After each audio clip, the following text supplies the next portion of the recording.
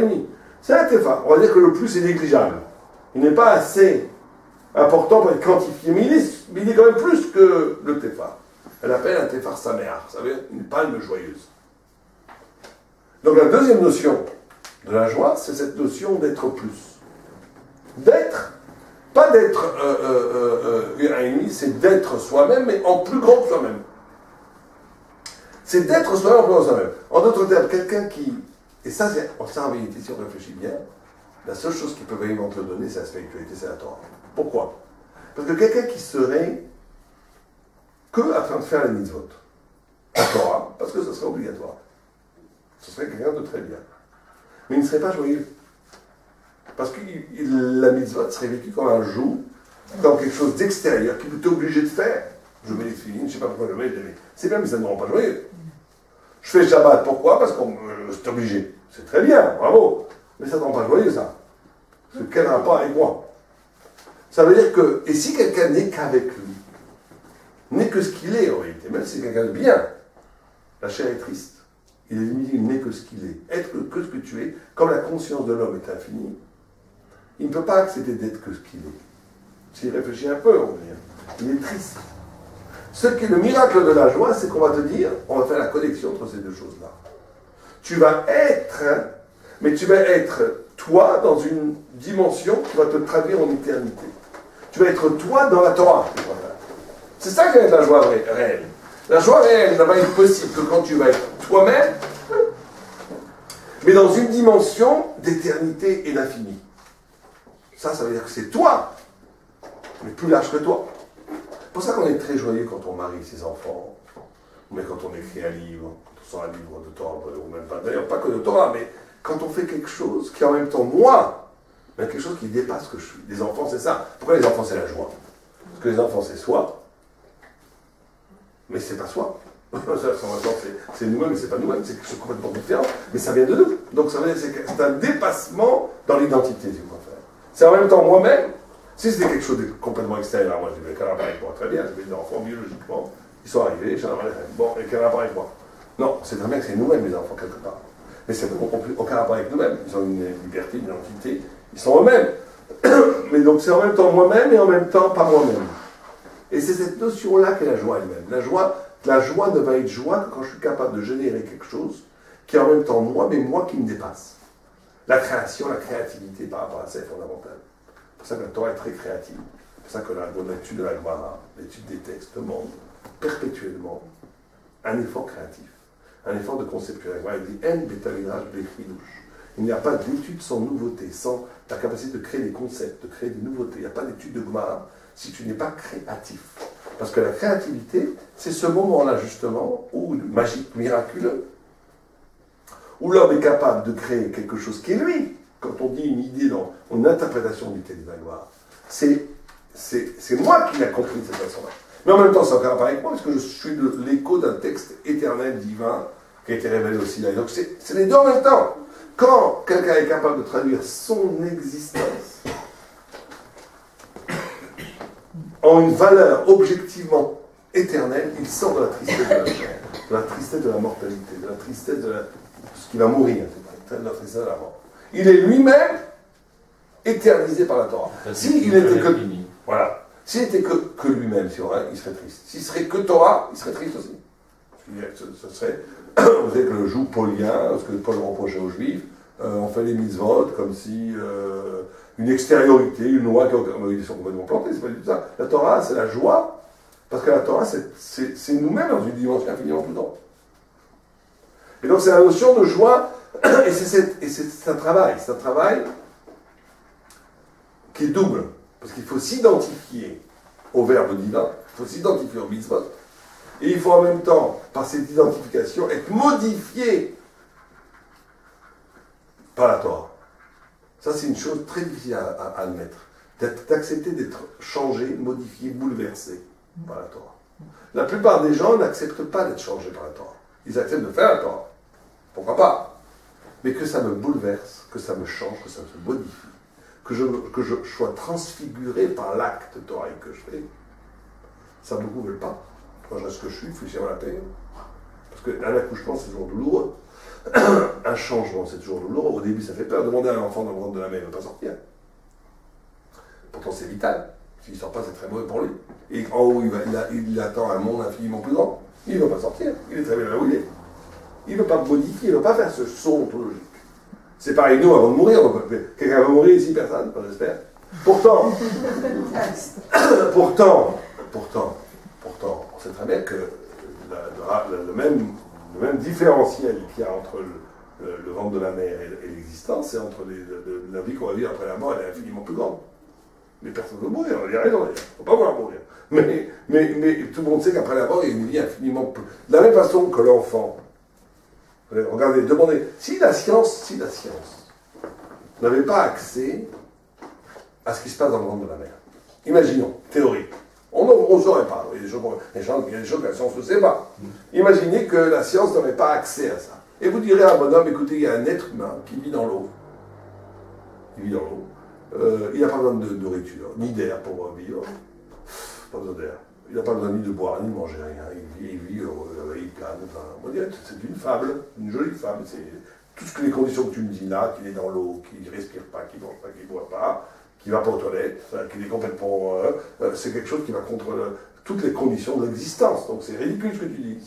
C'est du rêve. C'est la fable. Je vous garantis que si on n'avait pas accès à ce moment-là, vous auriez dit à un scientifique, ça, il vous a dit, ça n'a pas la tête. Ça n'existe pas. Parce que tout ce que tu me dis, c'est contre la vie. Pourtant, c'est une vie pré-vitale. Qui est pire que ça. Non, c'est une vie pré-vitale. Si tu enlèves l'enfant, tu lui donnes à manger, tu lui donnes à boire, à 3 mois, tu le tues. Tu veux le faire au contraire, c'est le contraire. Ben, c'est pas après la mort. Après la mort, il n'y aura pas d'air non plus, ça sera une autre vie. Mais c'est une naissance. La mort est une naissance, en réalité. Mais ça fait peur. Et bien, dans la vie elle-même, il y a des morts et des naissances. Et la joie s'accompagne d'une renaissance perpétuelle, mais on a peur, parce qu'on a peur de perdre ce qu'on est. Comme l'enfant ne va pas sortir du ventre de la mère, parce qu'il a peur de perdre son existence dans le ventre de la mère.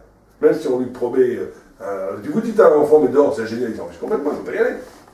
Il dit, moi je te dis que c'est ici génial, dans le ventre de ma mère c'est formidable, je ne veux pas sortir. Mais tu dis là-haut c'est 1000 fois mieux, t'as des grands océans, t'as des forêts, t'as tout ce que tu veux. Il dit, je n'ai rien à faire, je préfère rester ici. Et bien c'est pareil pour nous. Et dans l'existence elle-même, dès qu'on demande à quelqu'un d'advenir, parce que c'est ça la joie, c'est d'advenir, parce que toute cette notion de joie, c'est la conscience, c'est la structure même de l'homme. C'est la promesse. C'est d'être en même temps soi-même, et que cette soi-même peut accoucher de quelque chose de plus grand que soi-même. Et c'est ce travail-là qui rend joyeux. C'est d'advenir. D'advenir rend joyeux. De devenir, de grandir. Et ça, pour ça, le système de l'étude d'Agmar, le système de l'étude de la Torah, le système du travail des midot, qui s'appelle dans le monde de la Torah le travail des perfectionnements du cœur, la façon, l'extraordinaire sagesse thoraïque, quotidienne, qui demande des dizaines d'années de perfectionnement, fait que l'homme accouche de lui-même de plus en plus. Et donc, on n'est pas dans une existence statique, où on fait des fêtes, une fois elle vient, on fait des choses comme ça, comme des ordres extérieurs, et rien ne change, et on n'est pas modifié par le temps. C'est déjà un niveau. C'est déjà un niveau d'être fidèle à la tradition. C'est formidable. Mais ce n'est pas le vrai niveau. Le vrai niveau, c'est que cette tradition, la Torah, les lois qui ne sont pas des traditions, qui sont des révélations, qui sont des outils divins, te bouleversent, te modifient, te font grandir, te font accoucher de dimensions toi-même qui seraient inenvisageables sans ce travail spirituel. Et c'est ça qui donne la joie. C'est cette essence même qui donne la joie. Alors, pour arriver à ça, il y a une dimension très très importante à comprendre, qui est dure pour nous de comprendre, mais qui est essentielle. Vous savez, il y avait un grand rabbin qui s'appelait Rabbi Yoshua ben Levi, qui était un très très grand rabbin. Et lui, c'était un des rares rabbins qui parlait en bons termes du Satan. Il parlait bien du Satan. Il dit le Satan, c'est quelqu'un de formidable. Pourquoi? Parce que c'est grâce à lui qu'on a la liberté. S'il n'y avait pas le Satan pour nous inciter à fauter, et si on ne lui résistait pas, eh ben, l'homme n'aurait plus de liberté, donc n'aurait plus de mérite. Donc on doit dire merci au Satan. Il disait toujours des choses bien sur le Satan. Le Satan, un jour, il est venu le voir. Il a dit, écoute, t'es le seul rabbin, tout le monde crache dessus, tout le monde me dit. Toi, t'es le seul rabbin qui dit de bien sur moi, c'est super sympa. Demande ce que tu veux, je te donne. Ah, mais je veux rien de toi. Moi, je prends tout du bon Dieu, je veux rien de toi. Par contre, je veux bien que tu me prêtes sur ton dos et que tu m'amènes voir le paradis. Ça m'intéresse, de loin. Il me dit d'accord, pas de problème. Mais Rabbi Shimon Ben Levi, il dit, je veux bien, mais donne-moi ton couteau. Parce que on ne sait jamais ton acte naturel, c'est de m'égorger dans les feuilles du paradis, de me tuer. Il dit, mon couteau, bon, prends mon couteau. Et bon, ce temps-là, personne ne pouvait mourir, puisque il avait le couteau de la mort, Rabbi Shimon Ben Levi. Et donc, le Satan, imaginez le Satan qui... Et Rabbi Shimon Ben Levi qui chevauche le Satan, et qui arrive aux berges du paradis. Et à ce moment-là, il trouve ça tellement sublime, Rabbi Shimon Ben Levi, qui saute. Et ça essaie de le rattraper, il ne l'attrape pas. Bon, il faut comprendre ce que ça veut dire, parce que c'est spirituel. Et il est suspendu entre le néant et le paradis. Et il fait un serment, il jure, il fait une joie, ce qu'il appelle, qu'il ne bougera pas d'ici. Qu'est-ce qu'on fait avec ce bonhomme, suspendu entre le néant et le paradis, qui a fait un serment, une joie c'est très important dans la Torah, un serment. Ah, on a demandé à Dieu lui-même. Bon, Dieu, qu'est-ce qu'on fait avec ce bonhomme, avec ce grand arbre? Il a dit, non, personne ne rentre vivant au paradis. Mais comment il a fait une joie? Bon, ça va dépendre. Si il n'a jamais déformé un mot de ce qu'il a dit dans sa vie, s'il n'a jamais promis quelque chose qu'il n'a pas fait, s'il n'a jamais exagéré une histoire, il y a des gens qui, des fois, on raconte une histoire, pas exactement la même. S'il a exactement dit les choses telles qu'elles sont, s'il n'a jamais promis et ne pas tenu, etc., s'il était Neyman, fidèle à la vérité jusqu'au bout, il peut rentrer, vivant. Si une fois il a trompé, qu'on l'emprunte de force. Ils ont pris depuis la bar mitzvah, scanner, jusqu'à maintenant, jamais menti, jamais déformé un mot, jamais exagéré une histoire. Absolument fidèle à la vérité, du début jusqu'à la fin. Qui rentre au paradis vivant. Il rentre au paradis vivant. Avec le couteau du diable, le couteau du Satan, donc personne meurt en attendant. Le Satan qui crie dehors, rendez-moi mon couteau. Qu'est-ce qu'on fait?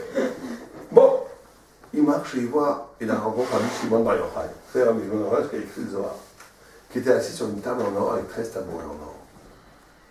Et Rabbi Shimon Bar Yochai le voit et lui dit, c'est toi Yoshua Ben Levi dont on parle tant? Il dit oui. Il dit, est-ce que tu as vu l'arc-en-ciel dans ton existence? Tu as vu l'arc-en-ciel? Or, vous savez qu'on a une tradition, nous les Juifs, pas très scientifique, mais pourtant absolument vraie, qui est que quand on voit l'arc-en-ciel, c'est pas bon signe. Non, pourquoi? C'est la colère de Dieu, c'est ça? C'est pas que c'est qu'en réalité le monde est détruit. Et quand Dieu a promis qu'il ne détruirait pas le monde, donc il a fait un signe, que quand on voit l'arc-en-ciel, ça veut dire que Dieu veut détruire le monde et qu'il ne le détruit pas parce qu'il est fidèle à sa promesse qu'il ne détruirait pas le monde. Donc si vous voyez un arc-en-ciel, ça veut dire que Dieu veut détruire le monde quelque part. C'est un moment où le monde doit être détruit. Il ne vaut pas le coup d'exister, le monde. Or, s'il y a un très grand sadique, s'il y a un très grand sadique, un vrai, un juste des justes, il n'y a jamais d'arc-en-ciel. En tout cas, chez les Juifs, il n'y a pas d'arc-en-ciel. S'il y a un sadique, des sadiques. Donc Rabbi Shimon Bar Yochai, il sait tout de suite voir si c'est un juste des justes. Il lui dit, est-ce qu'il y a eu l'arc-en-ciel? Est-ce qu'il y a eu un arc-en-ciel de ton existence? S'il dit oui, c'est pas un juste des justes. S'il dit non, qu'est-ce que c'est? Un juste des justes, mais c'est un orgueilleux. Parce qu'il va dire quoi? Il comprend très bien la question. Donc on a Rabbi Shimon Ben Levi au paradis vivant, qui n'a jamais menti de sa vie, qui n'a jamais déformé un mauvais mot, qui n'a jamais vu l'arc-en-ciel, parce que lui c'était un juste des justes, et qui dit à Rabbi Shimon Ben Yochai, la première chose qu'il fait au paradis, il ment. Il dit, j'ai vu l'arc-en-ciel. Il ment. Rabbi Shimon Ben Yochai lui dit, dehors! Tu n'es pas quelqu'un qui est digne d'entrer vivant au paradis. Et hop, on l'a rejeté. Alors on va continuer l'histoire de lui, parce que par rapport à notre propos, mais c'est très intéressant de voir ça. Quand, regardez cette histoire, cet homme est rentré vivant, c'est un des rares, avec peut-être qu'à la vie, un des deux ou trois, qui est rentré vivant au paradis par le mérite de quoi? De la vérité. La première chose qu'il faut au paradis, c'est quoi? C'est pas voir notre texte, c'est pas bizarre. Le texte ne veut pas nous dire quelque chose. Il n'a jamais menti. Même pas, on ne parle même pas de quelqu'un qui n'a jamais menti. Personne, la plupart des gens ne mentent pas. On parle de quelqu'un qui n'a jamais déformé, qui ne supporte pas le baratin, qui ne supporte même pas le... Tout est absolument exact. Neyman, c'est une confiance. Confiance absolue. Et la première chose qu'il fait quand il rentre au paradis, c'est de mentir. Pourquoi? C'est un manque de confiance tout d'un coup. Je le préserve. On n'est pas dans la psychologie. Non, non. Non, non, il a voulu mentir à cause de l'orgueil. Il a dit, moi, je ne veux pas d'être orgueilleux. C'est par humilité. Par humilité. Bien sûr. Mais quand même, c'est quand même bizarre. En réalité, c'est comme ça. Vous savez que ça, c'est ça, le génie juif. C'est que vous aurez demandé, on prend l'exemple originel du judaïsme. Abraham Avinu, il est tout amour. Tout amour. Tout amour. Quand on dit tout amour, la notion de l'amour dans la Torah, c'est la notion d'empathie, la notion d'être capable de véritablement souffrir pour les autres. Et d'être joyeux pour les autres. C'est très rare. Demander à quelqu'un, souffrir pour les autres, c'est plus facile. Mais d'être joyeux pour les autres, c'est très rare. Ça veut dire que quand quelqu'un, une fois j'avais fait un cours comme ça, où j'avais très long, on avait expliqué la notion d'empathie, c'était fondamental, qu'un tzaddik, il est capable de souffrir quand l'autre souffre, et d'être content quand l'autre est content, etc. etc. On fait l'expérience de cette empathie quand un enfant tombe par terre. Un de nos enfants tombe par terre, ça fait mal. C'est comme si nous, on avait mal. Ça, c'est déjà le début de la grandeur. C'est une ouverture à autre chose que soi. Bah, nous, on l'a avec nos enfants, avec notre famille, celui qui est tzaddik un peu plus, il va l'avoir avec sa communauté, celui qui est encore plus tzaddik avec tout un Israël, et Abraham Avinu avec le monde entier. Le monde entier. Il n'y a pas de limite. L'empathie totale. Une fois, juste pour l'anecdote, j'avais fait ce cours, une jeune femme est venue, elle m'a dit, moi je veux être une très grande tzaddik. J'ai tout de suite vu qu'elle n'était pas. Qu'elle n'était pas. Elle dit, mais oui, parce que dès qu'un malheur arrive à quelqu'un, je pleure.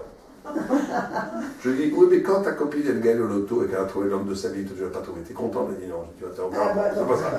C'est pas la vraie empathie.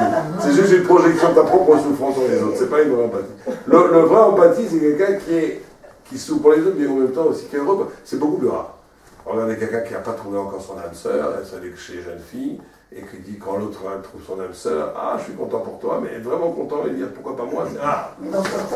La plupart des gens c'est comme ça, il reçoit une thune sur la tête, il dit pourquoi tant mieux que c'est pas sur moi, si voilà son copain. Et quand il gagne, son copain gagne au loto, il dit pourquoi pas moi. C'est un petit test, c'est comme ça. Mais bon, il y a des gens au recherche qui sont capables d'empathie. C'est le juif qui est capable d'empathie, c'est très important. Et donc, et Abraham, qui est l'amour absolu, qu'est-ce que Dieu lui demande? De tuer son fils. Il n'y a pas d'acte plus anti-amour au monde que de tuer son fils. Il n'y a pas d'acte plus anti-amour que de tuer son fils. Yitzhak, que le fils d'Abraham, qui était la rigueur, la loi, qu'on appelle la gvoura, la loi, l'absolue rigueur. Lui, qu'est-ce qu'on lui demande? De donner sa vie. L'anti, il aurait dû, dans la rigueur, dire, on n'a pas le droit de sacrifier sa vie, là, le sacrifice humain, c'est contre la Torah et tout. Et donc on voit que ces deux personnages sont capables de faire exactement l'opposé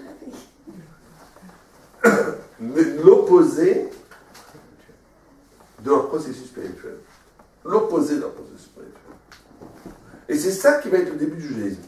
Un non-juif peut être spirituel. Il peut pas être plus spirituel que toi. C'est possible, bien sûr. Mais il ne peut pas être kadosh. La gdusha, il n'y a pas. La gdusha, c'est juif. C'est quoi la différence entre spiritualité et gdusha? C'est que spiritualité, c'est la capacité d'aller jusqu'au bout d'une mida, au bout d'une inclinaison de l'âme. Quitter le matériel. Comme par exemple, non, oui, quitter le matériel sans problème. Comme par exemple l'amour, la rigueur, tout ce qu'on veut. Mais quand on demande à cette inclinaison elle-même de se contracter, de se nier au nom d'un principe supérieur, absolument insensé, irrationnel, qu'est la volonté de Dieu, ça ne peut pas. Hein. Demander à un chrétien qui est tout amour soi-disant de tuer son vie, il va dire, moi je ne peux pas, demandez-moi n'importe quoi, mais pas ça. C'est contre ce que je suis. C'est contre ce que je ne peux pas aller contre ce que je suis. Abraham a été le premier à dire, je suis capable de... Mon noyau est relié à quelque chose qui est au-delà de ma personnalité. Ça, c'est la Kedusha. La Kedusha, c'est d'être séparé. La notion d'être séparé. C'est-à-dire que je suis au plus profond lié à quelque chose comme un aimant avec un autre aimant qui n'est pas moi. Ça, c'est Kadosh. Un acte qui n'est pas motivé par du psychologique. Même du psychologique sanctifié. Un acte qui est purement divin. Et donc, Yoshua ben Levi, dont l'essence était la vérité, quand cette vérité l'oblige à être orgueilleux, il préfère renoncer à la vérité. Parce qu'il ne va pas être orgueilleux. Il préfère être fidèle. Devant Dieu, il peut pas dire je suis un tzaddik. Devant Dieu, d'autres personnes existent. Et donc il est prêt à sacrifier tout et d'avoir dans la vérité toute sa vie. Ça lui demander un travail énorme. Il est prêt à détruire tout ce travail énorme pour ne pas s'enorgueillir. Parce qu'il s'en fiche de. Il n'est pas dans la sublimation de soi à partir de la pratique spirituelle. Il est dans un rapport avec Dieu. Et des fois, la vérité, c'est des fois, la vérité, c'est pour ça qu'il n'y a pas écrit l'autre et shaker. Il n'y a pas écrit tu ne mentiras pas. Il y a écrit mitvar shaker tichak. Tu t'éloigneras du mensonge. Ça veut dire qu'il y a une façon où des fois, il faut dire la vérité, c'est ne pas dire la vérité, des fois. Quelqu'un va mourir d'une maladie dans 2 mois. Et vous savez que si vous lui dites ça, vous le détruisez en lui disant, un docteur ne va pas lui dire. Il ne va pas lui dire la vérité. Il va dire, vous avez vu encore plusieurs années. Pourquoi? Parce qu'il sait quand il va le tuer. Alors il dira, moi je dis la vérité. Il ne dit pas la vérité. Ta vérité est un mensonge du rapport avec l'autre, tu le tues. Il doit arrêter shaker tirchak. C'est-à-dire qu'il faut savoir prendre cette distance. Il faut que tu vois la vérité, pas la vérité bête et méchante de dire les choses telles qu'elles sont parce qu'elles sont comme elles sont. Et donc ce même, pourquoi je vous disais tout ça? Ce Rabbi Shlomo ben Levi, ce même, pendant tout ce temps-là où il était au paradis, il était écroulé sur au Bédamidrash comme mort, une crise cardiaque on va dire. Et on dit, le texte nous dit qu'il avait des étincelles sur le front comme ça. Et quand il est revenu à lui, quand Rabbi Shlomo ben Levi a chassé le Bédamidrash du Gan Eden, la première question qu'on posait ses compagnons d'études. Oui, quelqu'un qui avait une crise cardiaque, qu'est-ce que vous lui dites vous? Un verre d'eau, une ambulance, on appelle un docteur, je sais pas. Eux non, ils ont demandé, qu'est-ce que tu as vu? Qu'est-ce que tu as vu là-haut? Ils n'ont pas demandé ce que tu fais un verre d'eau. Qu'est-ce que tu as vu? Il a dit une chose extraordinaire. Il a dit, j'ai vu un monde renversé. Vous savez quoi, j'ai vu un monde renversé? Alors, il y a l'explication classique. Ceux qui sont importants ici, là-haut, c'est des balayeurs. Sarkozy, là-haut, oui, il balaye le peuple. Ceux qui ont ici l'importance, là-bas. Et le pauvre rabbin, le rabbin en Tunis, qui était avec la petite barbe, avec le livre, le pauvre, on disait Misken, lui, c'est un prince, là. Bon, là-bas, les valeurs ne sont pas les mêmes, d'accord. Ça, on sait. On sait. Mais il voulait dire autre chose. Si je vous demande aujourd'hui, qu'est-ce qui est le concret pour vous?